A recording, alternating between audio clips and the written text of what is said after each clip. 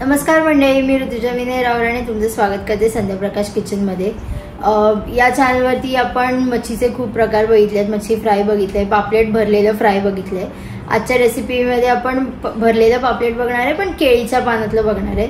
आपण ह्याच्यामध्ये 2 पापलेट घेतलेली आहेत। प्रोसिजर सेम असेल, प्रोसिजर आपण बघूया कशी आहेत। छान असं तिखटाचा वार आहे आणि मस्तपैकी फडफडीत पापलेट मिळालेले आहेत आपल्याला। रेसिपी बघूया। तुम्ही चॅनलवरती नवीन असाल तर नक्की ट्राय करून बघा रेसिपी, आम्हाला सांगा कशी वाटते। आणि चॅनलवरती नवीन असाल सबस्क्राईब करा, लाईक करा, शेअर करा, कमेंट करा। खूप लोक आम्हाला पर्सनली भेटून सांगतात की रेसिपी चांगली होती, काही जण ट्राय करतात आणि सांगतात की चांगली होती। तुम्ही पर्सनली सांगा, मला खूप चांगलं वाटतं। आम्हाला कुठे दिसलात भेटला तर नक्की भेटा, पण तसंच कमेंट करून पण नक्की सांगा। आणि नवीन रेसिपी घेऊन परत भेटू। टिल देन हरिओम श्रीराम, वंदनाथ सविनाथ सविनाथ। भरलेल्या पापलेटसाठी ते पापलेट घेतले, छान असे फ्रेश पापलेट आहेत एकदम। आता इथून मधून आपण कापून घेतले मसाला भरायला आणि इथे पण त्याला चीर दिलेली आहे। दोन्ही पापलेटला तेच केलं आहे आपण। याला इथे चीर दिली आहे आणि इथे पण चीर दिली अशी। आणि आता आपण पापलेट मॅरिनेट करायला घेऊया। सर्वात पहिली गोष्ट, थोडं थोडं मी त्याच्यामध्ये आगूळ टाकते, कोकमाचा, हळद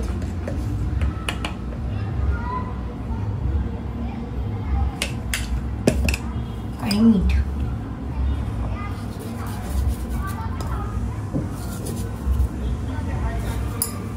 आणि हे पापलेट आपण नीट मॅरिनेट करून घेऊया याच्यामध्येच।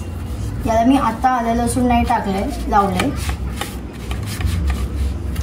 छान आतमध्ये, पण नीट मॅरिनेट करून घेऊ। त्याला आगूळ, हळद आणि मीठ नीट लागलं पाहिजे। सेम या पापलेटला पण करून घेऊया आपण।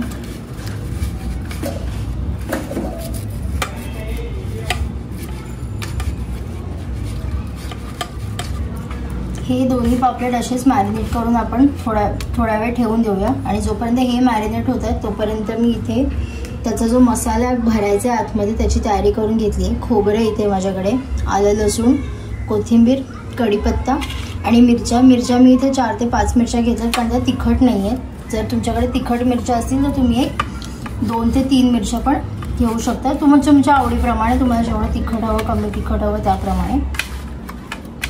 इथे जोपर्यंत पापलेट मॅरिनेट होत आहेत तोपर्यंत आपण हे सगळे मसाले मिक्सरमध्ये टाकून एकदा ग्राइंड करून त्याला चटणीसारखं वाटून घेऊ। पाणी एकदम कमी टाकायचं, जास्त पाणी नाही, पण थोडं थोडं पाणी टाकून आपण त्याला छान ग्राइंड करून घेऊया।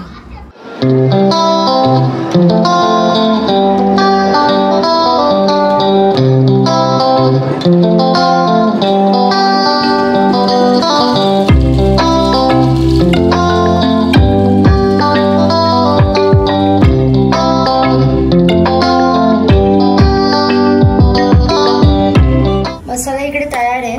त्याच्यामध्ये मी एकदम कमी पाणी घालून त्याचा एकदम चटणी केली आहे। तर आपण काही जणांना छान आलं एकदम असं खलबत्त्यामध्ये पण वाटून घेतात, ते पण खूप छान वाटतं। आपण एकदम झटपट रेसिपी दाखवतोय म्हणून मी मिक्सरमधून घेतलं। तुम्हाला जर आवडत असेल, पाटा वरवंटा खलबत्ता असेल तर त्याच्यामधून तुम्ही करून घ्या।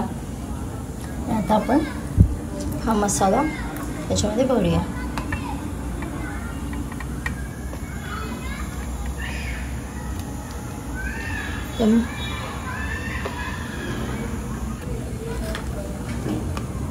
एकदम पातळ लेयर भरली आहे मी, पण प्रत्येक त्याच्या पापलेटला, प्रत्येक त्याच्या भागाला नीट असा मसाला लागला पाहिजे।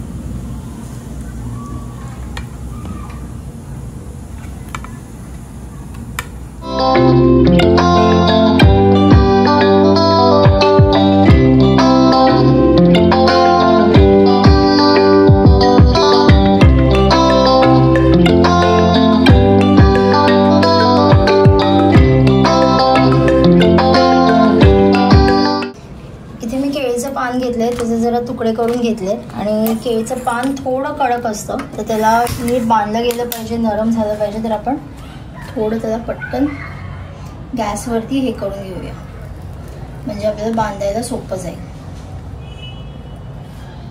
इथे जेव्हा आपण पान गॅसवरती ठेवतोय फरक समजत असेल लगेच ते नरम होतं.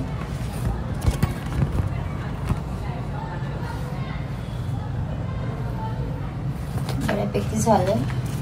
तसंच आपण हे छोटे छोटे जे तुकडे झालेत पानाचे ते पण करून घेऊया. इथे पानं रेडी आहेत आपली. पापलेट पण छान असं एक 15 मिनिटं ते अर्धा तास छान मॅरिनेट झालंय. मसाला सगळीकडे मस्त लागलाय. आता आपण ह्याला पानामध्ये बांधूया.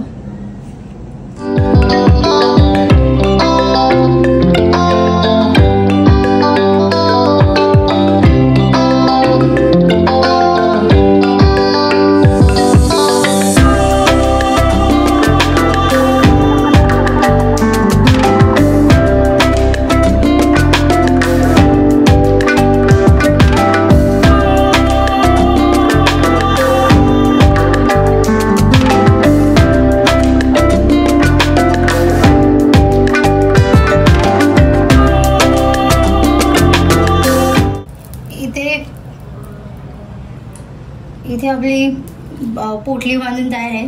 पापलेटचं पार्सल रेडी आहे. तेल तापलेलं आहे आणि आता आपण तेलामध्ये हे सोडूया.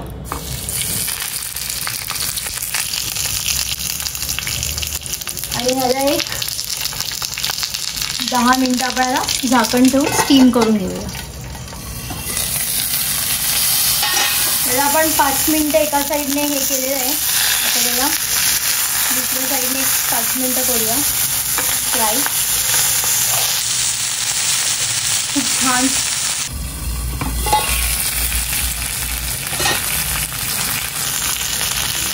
दोन्ही साईडने छान असं 5-7 मिनिटं आपण त्याला स्टीम केलेलं आहे.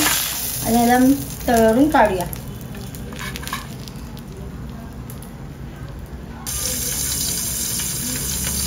उघडून बघूया शिजलंय का नाही, कसं बनलंय.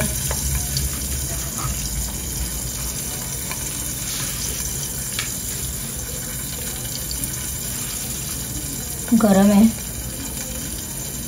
सुगंध छान येतो एकदम.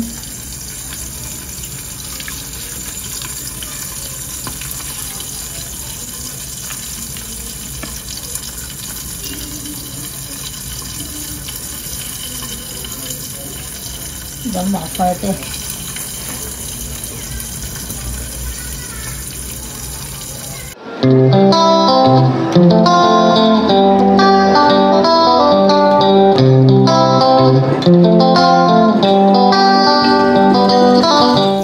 शिजलेलं तर दिसतंय. छान वाटतंय. मसाला पण छान शिजला याचा. छान गरम गरम.